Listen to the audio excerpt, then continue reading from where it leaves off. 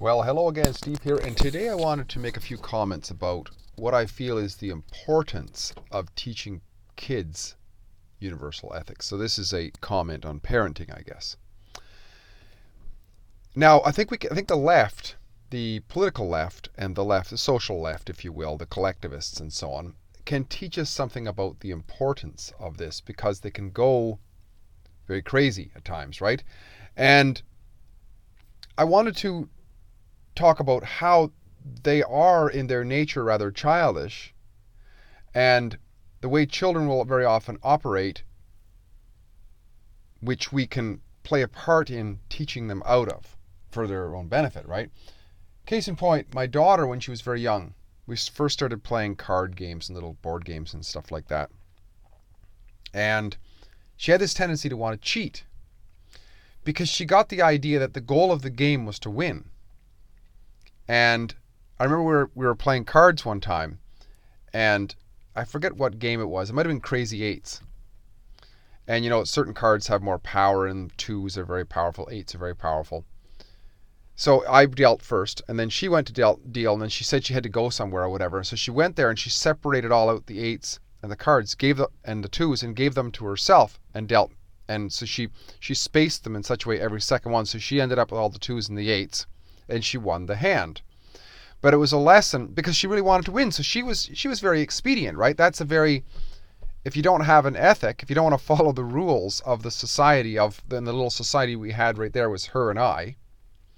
So I had to explain to her that's not what I did, right? So if I didn't do that and only she did it, then she's going to win every time and I'm not going to win. So she got the point that it's important to consider the other person, to have a little bit of a universal ethic in that case in the game, to follow the rules of the game. And it was a good lesson.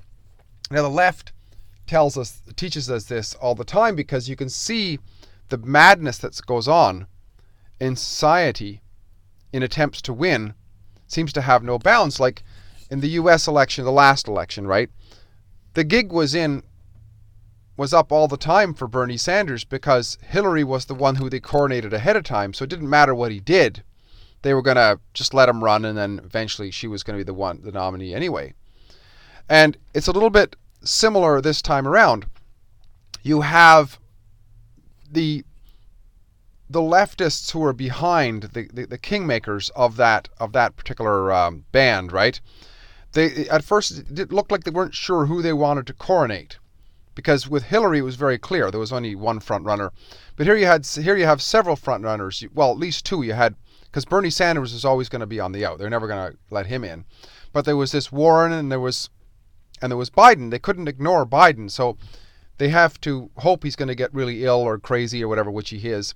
And more it looks like they're getting behind Warren, which means now they have to protect Warren. So anybody who would attack Warren, they have to leave out. So this brings up Tulsi Gabbard. Tulsi Gabbard is a Democrat, supposedly, at least from what anybody can see in her track record and so on. And she was riding higher than some of the other lower stringers. But she wasn't allowed at a certain debate. Why? Because she's on record of going after Warren, who's now a sacred cow. At the last debates, it was run by CNN. CNN had to be an umpire to make sure that Tulsi Gabbard wasn't allowed to talk too long about Warren, right? Had to cut her off.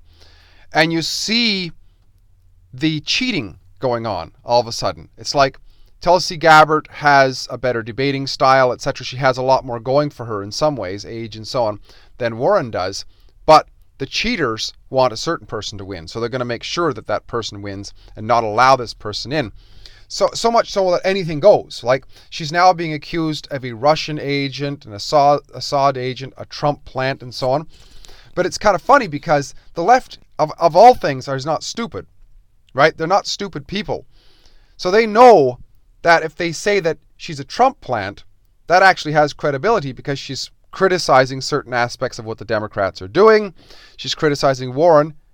And also, she's a gorgeous, exotic-looking woman, which they won't admit, but they know deep down inside that's a rather conservative trait, because there's not very many good-looking women over on the left. But she is, and she's exotic-looking. Where's she from? Samoa or something, or someplace, Guam or whatever, I think. Part Indian or whatever. And she looks like one of those women who would probably let Trump grab her at a certain point, like at least according to his Billy Bush tape, Billy Bush, Access Hollywood or whatever. So they're smart, right? Because they're crooked as could be and slimy as could be, because there's no evidence that they have for this. But she's just an inconvenience. So it's just like, with playing with my daughter that time, it was an inconvenience for her to just get random cards because she might not win. But if she selected the cards, then she might win. So that's what the left does. The left doesn't care about universal ethics. They don't care about women and so on, because otherwise, here's an empowered woman, this Tulsi Gabbard, and they're spreading what appears to be complete lies about her. So if they cared about women, empowered women and so on, they wouldn't do that. But they don't care. They only say things if it benefits them. That's not universal ethics. So I guess the lesson here is that the importance of getting our kids to understand universal ethics is so that they don't end up as leftists. Because I can make a pretty assured guess that most of these pink-haired people and so on who are tearing things up right now, and Antifa and all these different agitators for the left, they like Saul Alinsky, for example. And Saul Alinsky quite explicitly said that we don't have ethics. We just use ethics we know that the other side does, so we use those against them. We pretend that we have ethics at times. That's about it. But if children are parented properly and taught universal ethics, they shouldn't and they won't end up as leftists. A very dangerous ideology, I would say, and a recipe for sadness and childlessness and so on and so on. So, that's my comment for the day. If you like what I'm doing, please like, subscribe, and share, and we'll talk again soon. Bye for now.